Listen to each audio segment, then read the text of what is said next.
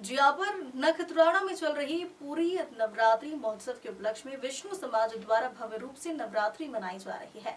यह नवरात्रि पिछले 24 वर्षों से संस्कृति की परंपरा के अनुसार मनाई जा रही है, जिसमें सभी जातियों के भाई बहन एक साथ भाग लेते हैं। यहाँ संस्कृति की परंपरा के अनुसार ढोल की थाप पर माताजी का रास गरबा गाया जाता है।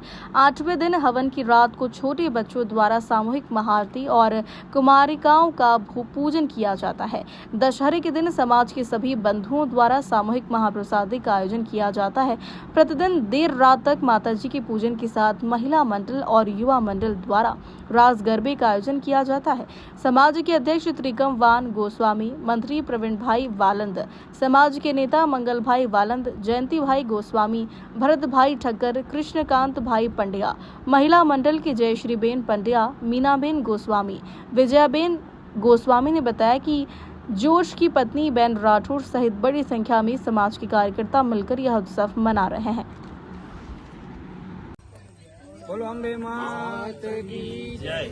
आज जियापर मध्य छेल्ला 24 વર્ષથી વિષ્ણુ સમાજ દ્વારા આ પવિત્ર પાવન નવરાત્રિ પ્રસંગે જે વૈદિક સનાતન સંસ્કૃતિ ઉપર આધારિત આ નવરાત્રિ થાય છે, એમાં આજે જ્યારે ભારતીય સેનાએ પરાક્રમ કરી અને ઓપરેશન સિંદૂરમાં ભારતને ભવ્ય વિજય દિલાવ્યો, એના જે ગરબાનું વિમોચન ગુજરાતના મુખ્યમંત્રી માનનીય ભૂપેન્દ્રભાઈ પટેલે કર્યું, એનું પણ અહીં અનાવરણ કરવામાં આવ્યું।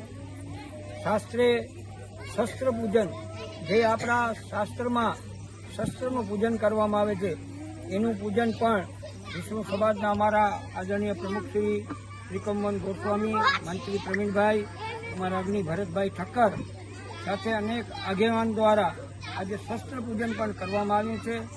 શાસ્ત્ર અને શસ્ત્ર એ ભારતીય સનાતન વૈદિક હિન્દુ ધર્મની પરંપરા છે। જ્યારે છત્રપતિ શિવાજી મહારાજે પણ ત્યારે ધર્મની રક્ષા કરી, ત્યારે એને કોઈ મોબાઈલ નહોતો આપ્યો, શાસ્ત્ર સાથે શસ્ત્ર આપ્યું હતું। એવા પૂજનનું આ અત્યારે પૂજન કરવામાં આવ્યું છે। આવનારા દિવસોમાં આ સંસ્કૃતિનો વ્યાપ વધારવા બધા કાર્યકરો સાથે આ વિષ્ણુ સમાજ પોતાની પરંપરા સાથે આ નવરાત્રિ ઉજવી રહી, ત્યારે સંપૂર્ણ કાર્યકરો હોય, યુવક મંડળો, મહિલા મંડળો, સર્વનો અત્રેથી પ્રમુખ તરફથી હું આભાર માનું છું। જય શ્રી રામ। જય શ્રી રામ।